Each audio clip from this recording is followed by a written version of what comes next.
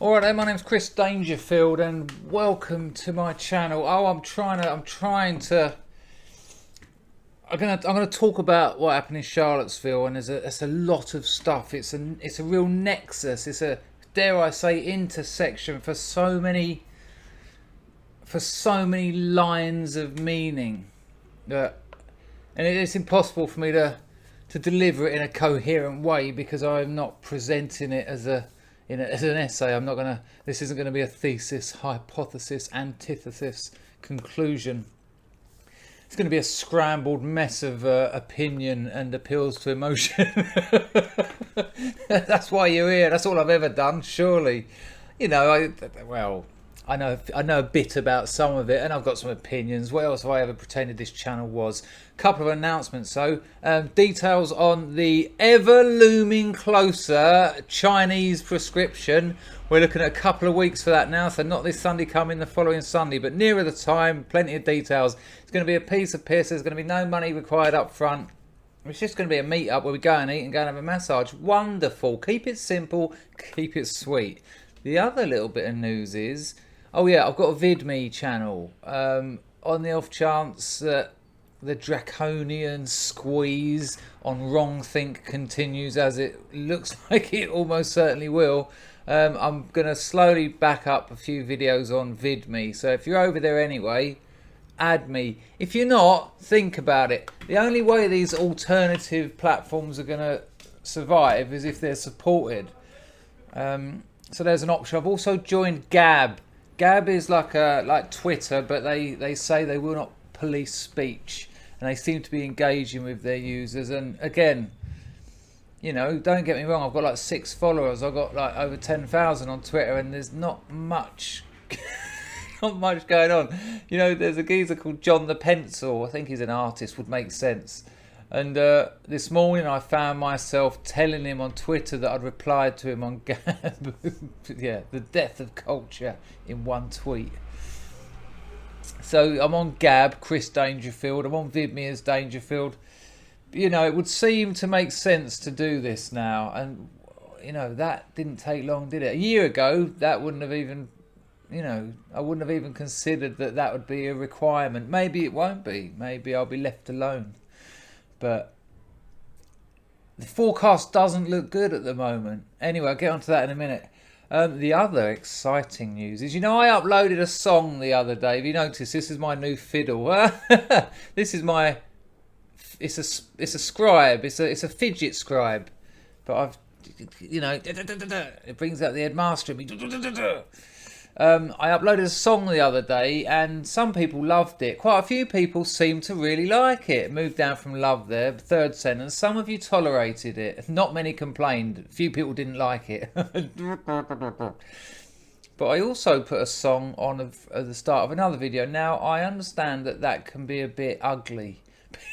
A lot of people don't like that sort of thing. I mean, if I'm at a party and, you know, 3 a.m, everyone's calming down a bit, someone gets out that acoustic, I'm like, no. Occasionally, though, they pull it off, and I'm like, whoa. It's happened twice in 30 years of adult parties. I don't mean adult parties, not like that. We don't chuck our keys in a hat, and I don't end up with old Dora. Not Dora from the Freud case studies, though, which I do recommend. I had a little look then. I thought I forgot to press start recording. Oh yeah. I like to keep you informed of the technology as we go. Now, what I thought I'd do is, because I write songs all the time and I want to record them, and now, as I said, you know, they are fucking awful. I know that. But I've got my own song channel. I'll put a link in the description. It's called Dangerfield Songs. And I'll probably upload one tonight to get the old ball rolling. And I might put some of the older ones on it. Those of you who listen to Dangerfield's Sunday Prescription back in my audio-only podcast days will know I also done a cover of, I don't even know what it's called. The one from Greece. You better shape up. It wasn't like that, but you know the song. 'Cause I need a man. Yeah. Oh yeah, I done a cover of that. Might put that on there tonight. So if you want to subscribe to Dangerfield Songs, link in the description. Okay then, so, oh, who would have guessed? Who would have guessed? I called it in my video about Antifa. What a surprise that the violence has escalated and the size of the teams has grown. And you know, it's like this is the culmination of a few years of stupidity. You know what really does me about what's happening with the race situation in America is the sort of passive support it's had for years from those people. Everyone who shared an intersexual feminist's comment, yeah, that's everyday sexism, yeah, like, retweet. Everyone who done that, everyone who gave Black Lives Matter a thumbs up, supported them, give them money, put links up, everyone who done that. Everyone who argued for transgender pronoun rights, anyone involved in all of that. This is what that's about. It's part of the same game. You signed up to you showed your support for this. You showed your support for an identity-led politics.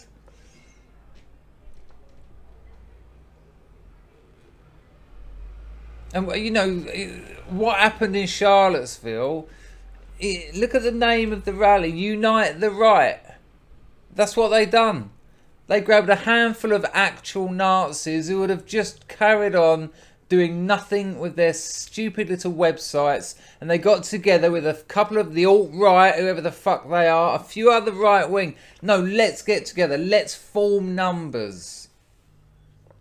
Why? Why would they need to? Oh, to fight the fucking communists, the extreme left, who kept turning up to their rallies and throwing shit at them and letting fireworks off in their air and stopping people from speaking.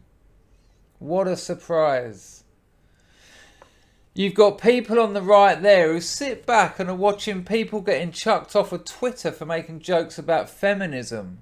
And yet university lecturers can say, I pray for the genocide of the white race. Please let all the white people die. That doesn't get touched. I can't wait for the day that all the whites die and the white race is extinct. This is all right. We're allowed all of that. How do you think people are going to respond to that? To those direct threats. The video I made with the artist in the Scottish Gallery walking around talking about your spawn will be extinct. I'm going to piss on your graves. What do you expect? And they were out there, loosely guised, protecting a monument that apparently they're going to take it down. There's Nazis and communists fighting in the street. It's like Weimar Germany. Like fucking 70 years ago.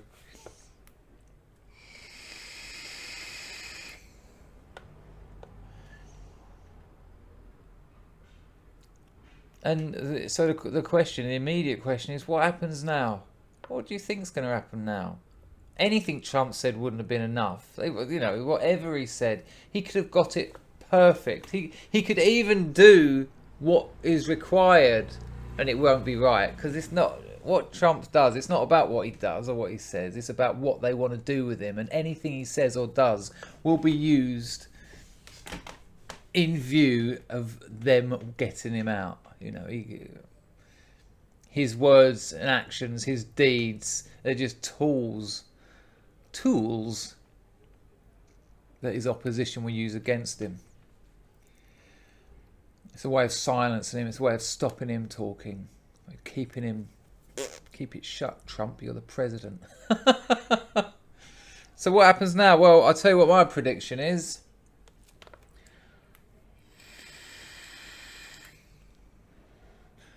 There'll be a growth of these sides. You'll get the what we're calling the extreme left, the anarchists, the communists, the anarcho-communists, etc. They'll be taking on moderate left people who they can say now look, we said, we warned you, and now look, they're out there with their torches. This is the KKK. We told you this would happen. Yes, you did tell us that would happen. You know why? Because you fucking made it happen. You created this.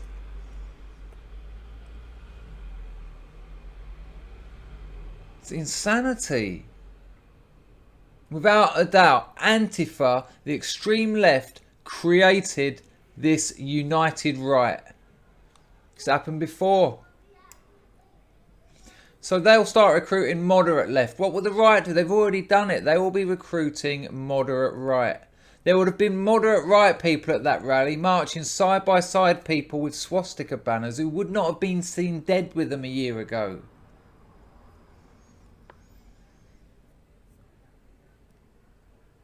And so it starts growing again.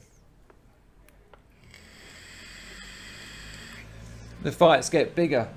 What's the logical conclusion of that? Guns. It's warfare. People shooting each other in the street. I wouldn't be surprised if it doesn't start with something a bit more subtle, like maybe some sniper action. I mean, we've had a car of peace already.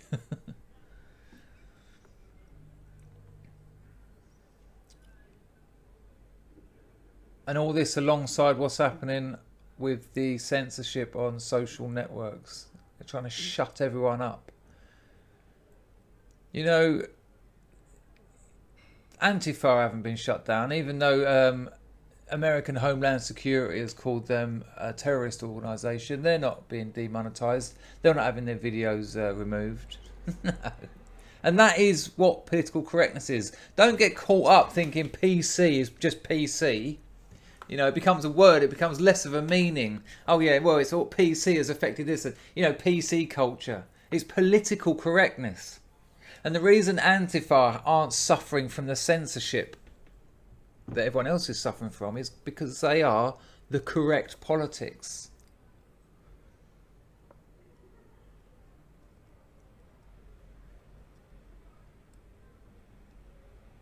No debate, just violence. Starts with violence. The intention is violence.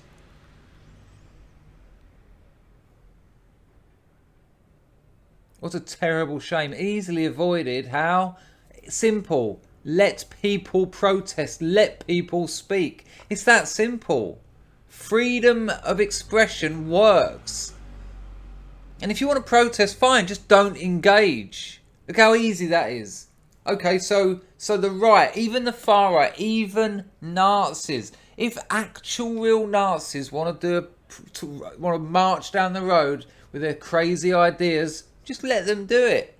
No one's buying that shit. Hardly an organisation that's done well over the years. But no. You've tried to keep them quiet, and now it's growing. You know, I've never seen. You never saw the right come out to stop the left, the extreme left, from having their protest. No, just get on with it. You wanna say your shit, which is equally shit, equally stupid. It's got a death list a lot longer than the Nazis has. Just say it.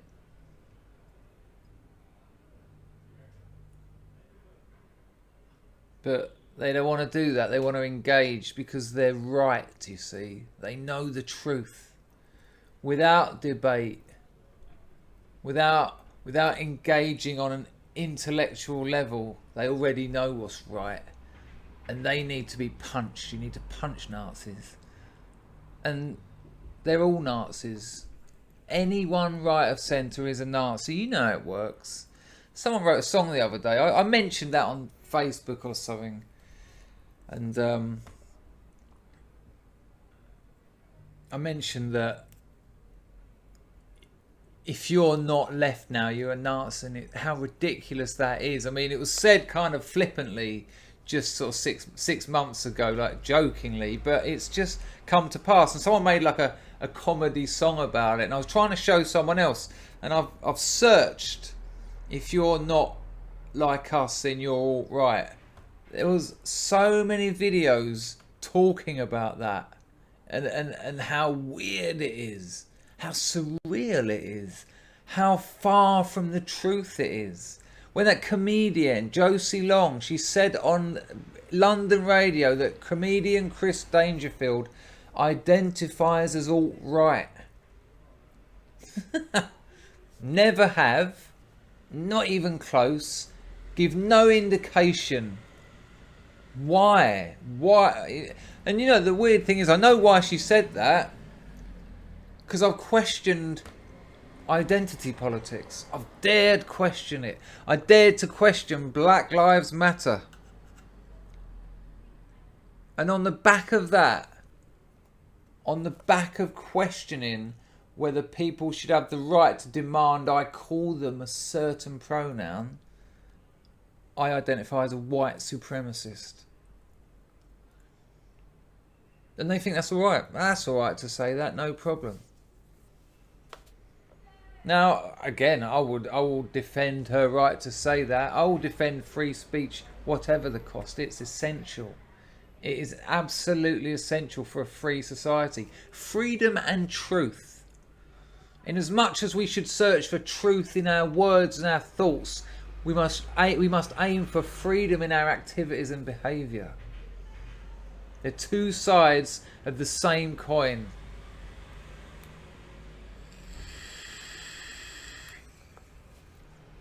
And they're the two things that are at stake here. You know, this censorship thing is mind blowing. And again, it's surreal. You know, we kind of accept it. I don't buy this thing. Well, YouTube's a private company. Google's a private company. They can. Well, okay. But it's almost like they've created a platform. They've dominated the internet based on one set of ideas. Once they've established their monopoly, they've changed it. They've changed what everyone signed up for. They got everyone engaged, and then they've changed it. It's unethical. No one gives a shit about ethics. It's like they invited 1,000 artists to put up paintings in a room, and then invited the public to come and enjoy the paintings. Once all the artwork was done, once all the public was in there sitting around enjoying it, they changed after paint. They threw a load of the paintings out. Put up their own stuff. Adverts, mainly. And stuff that was the correct politics.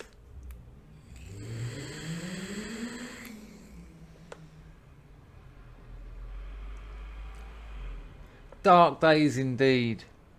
And it's escalated so quickly, and all of this has. You know, and it's all connected. You know, it's the geezer from Google. You know, the memo man. I see him interviewed. Fair play to him though. He was interviewed. His first 2 interviews, he was in demand. You know, this was the big story. Man gets fired from Google after evil memo was sent around staff. First 2 people he went to, Jordan Peterson, Stefan Molyneux. Good call. Didn't go to CNN. Didn't go to the BBC. It's not where he went. They must have been gutted. What the fuck? You can imagine him up at headquarters. Why did he go to them? They got described as the alt-right. Stefan Molyneux got described as alt-right. And the kid. He said he's the new alt-right poster boy or some shit. Him.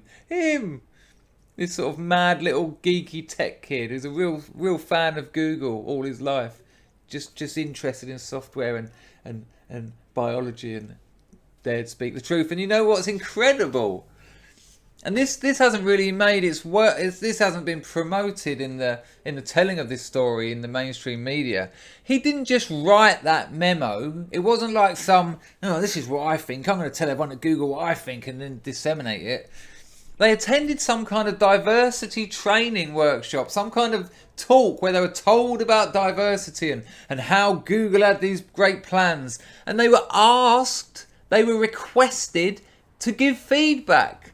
At the end, tell us as employees who've heard our diversity is our strength, tell us what you think. He did. He made the mistake of replying to a request for opinion, and they fucking fired him.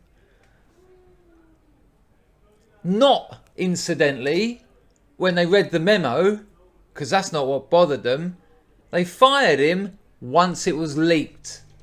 Virtue signalling in its most purest form. Shit, everyone knows what we heard about. We better fire him. Better show them that we won't tolerate that stuff now. Tolerated it for about a month. Oh God, why did he have to? Oh, fuck him. Chairman Mao, during the Cultural Revolution, one of his famous lines, he said, "This isn't a direct translation from the Mandarin." And it's not even a, I'll probably forget the quote exactly, but you'll get the idea. He said, "Like 1,000 flowers blooming, let there be 1,000 ideas competing." All right? And he was encouraging the people, the proletariat, to question and critique the party, communism, the system, Cultural Revolution. And then anyone who did and criticised it negatively, he locked them up. Cheers, Mao. Is it that much different to what Google have just done to this lad? Here's our diversity ideology. Tell us what you think. He told them, they fired him. Because it was incorrect politics. It wasn't the politics that they consider correct. Even though it was science. You know, science is just a hurdle at the moment to the leftist agenda. It just gets in the way. Biological sex got in the way of the whole gender debate. And now the reality that men and women are different. Oh, it's causing all sorts of problems in their diversity. Fucking madness.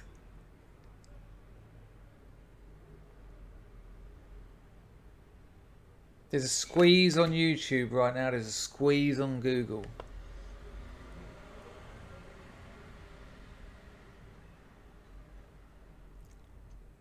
There's a squeeze on freedom of expression. In America, they got the Constitution. The Supreme Court ruled early in the year. I don't know, I pointed up there. There ain't a calendar up there. Just check that. August.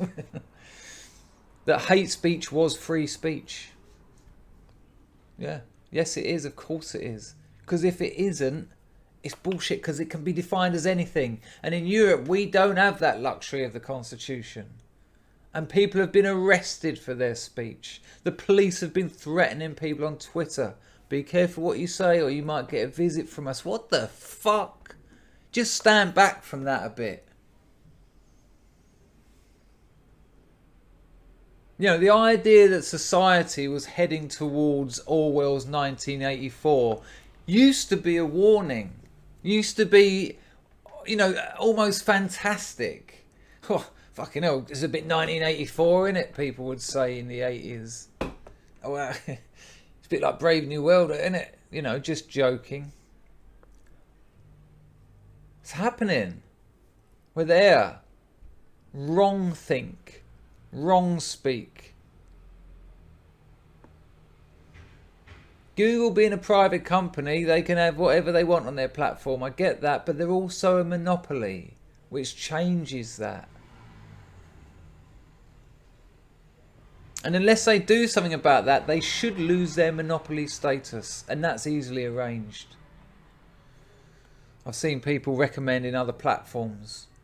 But they've been clever. They've got you by the bollocks. They've got you by the ear holes. They've got you by the ankles. They've got your email, the YouTube account. They've got all the plugins of everything else you do in your daily life. Shall do no evil. That's what Google said. There was something like that, wasn't it? Their original tagline was something like, "We'll do no evil." I think they got rid of it. What a surprise! What must it be like to be these people, to be at the top of Facebook and Twitter and Google and YouTube, to be running this, to sit around that table, probably people my age, a bit younger, going, let's demonetize anyone who doesn't think how we want them to. Yeah, well, you know, YouTube are now fucking off people who haven't even breached terms of service. Just stuff that's inappropriate, offensive. controversial. What the fuck? What are they trying to turn YouTube into? I can't even imagine the sterile pit of adverts and makeup tutorials. I'm optimistic, strangely. You have to be. But it's a bit long term. Things are going to get worse first. Nazis and communists fighting in the street.